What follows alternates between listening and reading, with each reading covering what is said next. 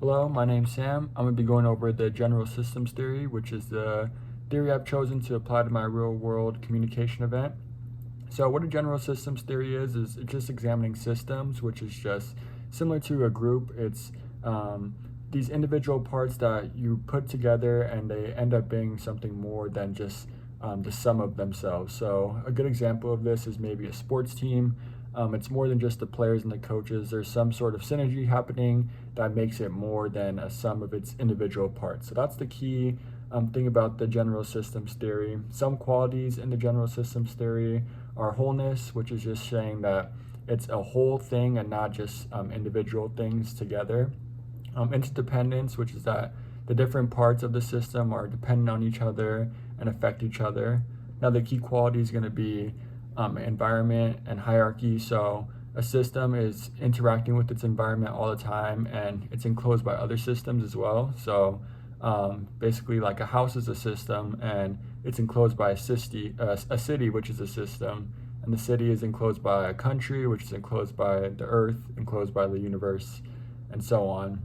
Another key quality is going to be equilibrium, which is that system is always trying to achieve balance, and it does so through recognizing like its environment and recognizing when it's out of balance, and through positive and negative feedback, it's going to try to get itself back into balance. So if there's something not good happening in the system, it'll do negative feedback, which is like saying that we shouldn't be doing this thing, and will revert back to get back to its equilibrium. Or if it's helping it, it'll do a positive feedback and reinforce it, which will amplify it and make it more than it is. And then the final key quality is going to be equifinality, which is that a system is going to achieve its goal through some way, even though there's different starting conditions and the environment's always changing around it. Good example of this is that there's no one right way to go from LA to New York year round. There's always going to be different weather, different roads blocked off, so you're going to have to take a different approach to reach your goal. But no matter what, the system is going to try any way it can to achieve its goal in the best way possible. So the communication event I chose to apply the general systems theory to is last semester I took a 10-week course, I believe, where the focus of the course was a group communication, and you basically put into a group. The groups were random and we couldn't really select it, and you're going to be with the group for the whole semester. You had 3 projects to complete.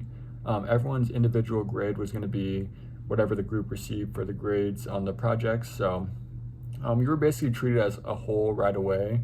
My group was 8 members, which was the largest in the class. There was a good amount of tension in the group because, we had the largest amount of members, and so some people were trying to like shy out of like participating. And one of those members was going to be a young Asian lady.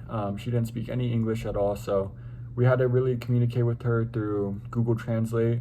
Even through that, she really wasn't communicative, and eventually she just stopped trying altogether. She didn't show up to class, didn't reply in our group chats, and didn't show up to meetings outside of class. And so we had to adjust to that. We sort of created like a system where we would check each other's work, and we had to memorize someone else's part just in case they didn't show up, because we wanted to receive good grades on all our presentations no matter what could happen. So that was our sort of system to ensure that we would get good grades. Ultimately, we did great. All 3 projects that we had completed over the 10 weeks, we got A's on. And yeah, there was a good amount of tension, but we were very successful. So yeah, by looking at this communication event through the general systems theory, I was able to recognize how we were able to achieve success despite, the tension and all these different challenges with having someone who didn't really speak English, having the largest group, and all these different challenges that we were facing, like meeting outside of class. So what I realized is that when you're a system, you have this goal and you're going to try to achieve that goal no matter what. That's what the general systems theory is kind of saying. So although there's different, conditions surrounding the goal and you have to constantly adapt, that's what the general systems theory is trying to prove, that if you're a part of a system, the system will be forced to adapt and through negative or positive feedback. So if something wasn't working, we immediately were saying, no, we shouldn't be doing that. And if something was working, it was positive feedback and we reinforced it. So when we had created that system of, checking each other's work, that was positive feedback. When people weren't participating, we called them out, and that was negative feedback, basically saying that you shouldn't be doing that. And all that was to sort of achieve an equilibrium.